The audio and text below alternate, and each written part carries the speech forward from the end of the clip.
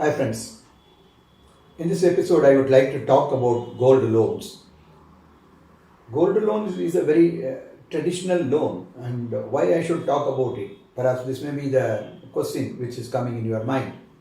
But yes, gold loan of late is having its own way of approach. By many banks they do different approaches. And the rate of interest is also different from one bank to another bank, and some banks are charging 13%. Private lending companies are charging huge interest rates, and that too on compounding basis, and sometimes it will be very sky high.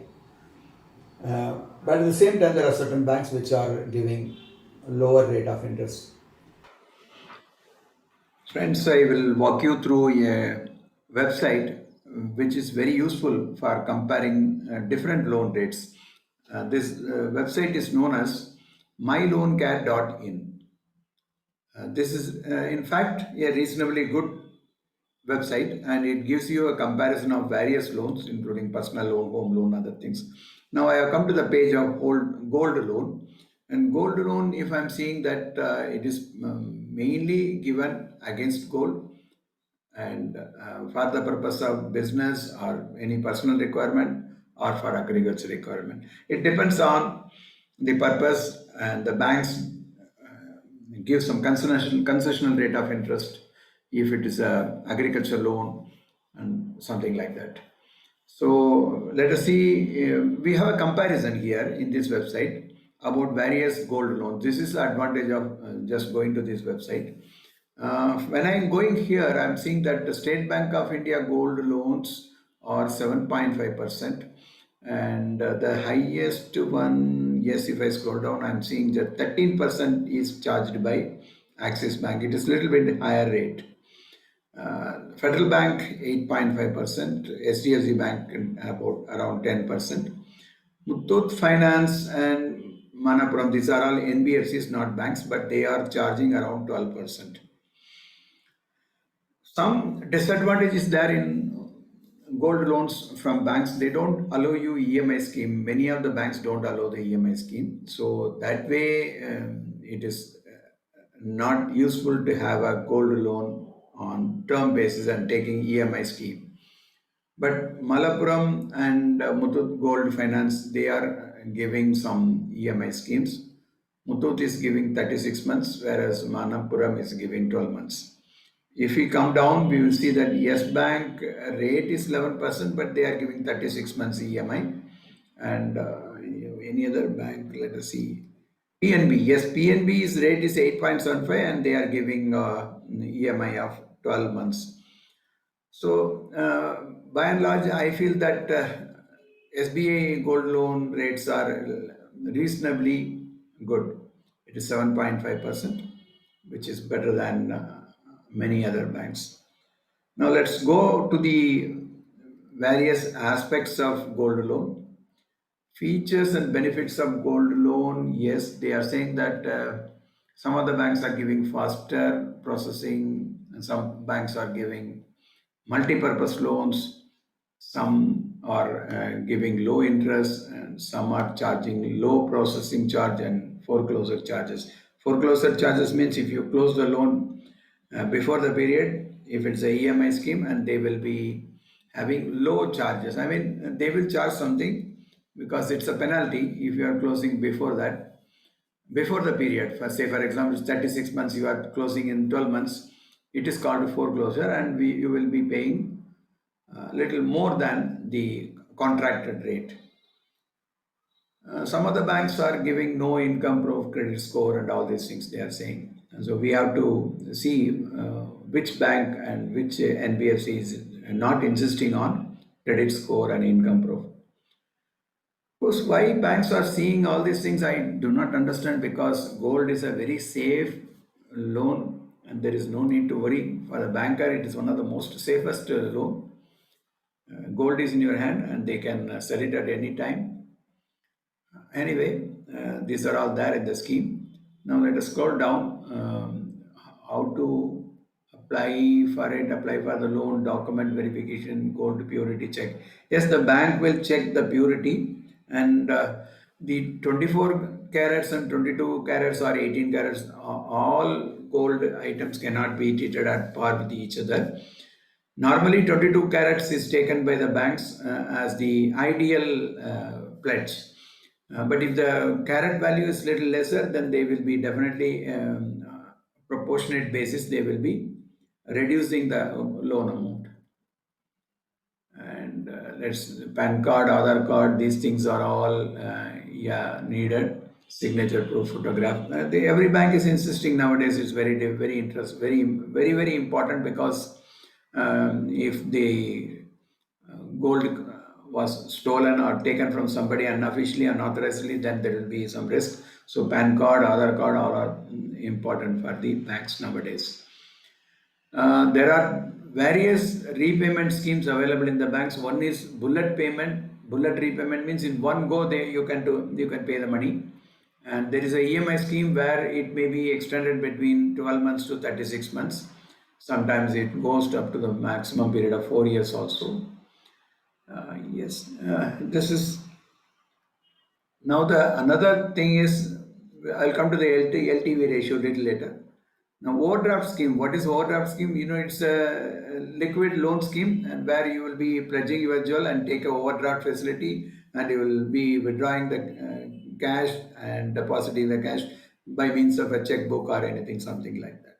So it's a overdraft scheme and this is also good. Many people use this one. Business people in particular, they use it. And especially these are good for larger ticket loan size, larger tickets. Means larger ticket means if it's a business loan, we can say that it is very useful. Now, eligibility criteria, anybody who is having some gold can come to the bank and ask for the loan, no doubt about it. Fees, yes, there are processing charges, sometimes foreclosure and prepayment charges are all there. Valuation charges, you know, in every gold loan, you need to have one appraiser, gold loan appraiser. Mostly, this gold loan appraiser will be a goldsmith and he will be scratching in the black stone and finding out the value. So, the valuation charge is one of the important things which goes to the goldsmith or gold appraiser. Stamp duty for you know, the stamp duty charge is basically done in the real estate and other things, whether gold or real estate. Stamp duty is taken. Stamp duty charge is charged for the transfer of the ownership of the tangible. They will take a stamp paper and they will get your signature. In case of sale tomorrow, this will come handy and helpful. This transfers the ownership. Basically, it transfers the ownership to the bank because you are giving it on pledge only, but the banker will not sell it if you are making the repayment properly. Penal charges in case there is a overdue, if it's a EMI scheme, then they will be charging it, which are very reasonably good. Let me take you to PNB and also I will take you to State Bank of India. First, let us see the State Bank of India loan scheme. This loan scheme, they are saying that they are giving maximum of 50 lakhs. Oh, that's great.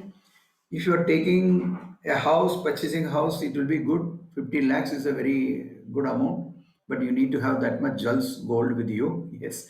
And the loan amount minimum can be 20,000. Yeah, anybody small borrower can take up to 20,000 rupees. Minimum must be 20,000 rupees. Okay. There are margins are there. What is a margin? If you are taking a loan of 75 rupees, your gold value will be 100. That means 25% is the margin. Margin is the amount which they will reduce it in the asset value, that is gold value. So gold is 100 rupees and your loan is 75 rupees. Then liquid gold loan. This is nothing but overdraft.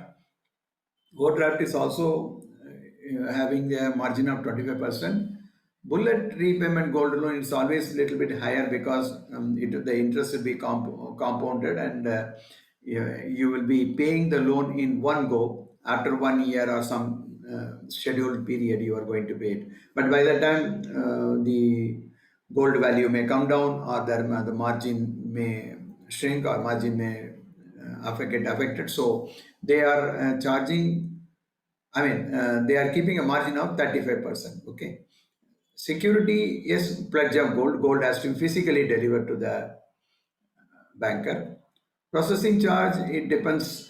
State Bank of India is really very 25%, 0.25%, 0.25% of the loan amount. I mean 0.25% of the loan amount, plus applicable GST rate and all these things. And if loan amount 0.5% above the MCLR, marginal cost lending rate means the minimum rate which the bankers charge for 1 year, and of course that other period that will be depending on they will be charging little bit more or something like that. So interest rate I cannot tell you, because you need to continuously update yourself. For instance, let us see Punjab National Bank how they are charging, because their rate is also reasonable. So any purpose, I think agriculture or any other activities, then comes the minimum amount is 0.25 lakh. In State Bank we have seen 20,000, here it is 25,000.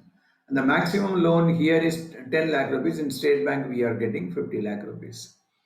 35% margin, in bullet payment option, one time payment, it is 35, similar to that of State Bank of India, and 25% for payment of interest.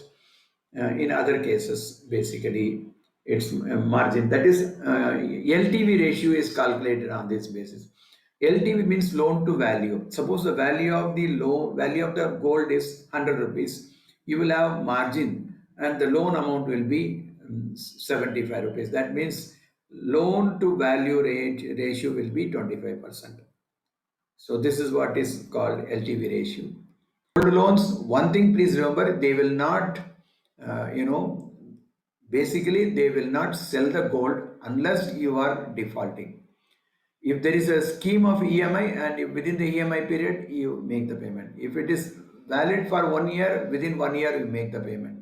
If it's bullet payment is for 2 years or something like that, whatever is the contract, please remember it and keep it in your mind, and according to that you decide whether to close the loan or not. In case if you are delaying, by and large every banker will send a notice to you, but at that time you must be residing in the address which was given to you in your original loan application. If you have shifted, you will be missing the letter. So if you get the letter, immediately respond, otherwise you will be losing your gold. Many of the people lose much in the gold loan, because they don't care to make the repayment, thinking that our gold is there, then it is with the bank. So what? Let us not pay it immediately. We will pay it leisurely. But this is going to be a very big problem for you in a later stage. Please do not be lethargic about that.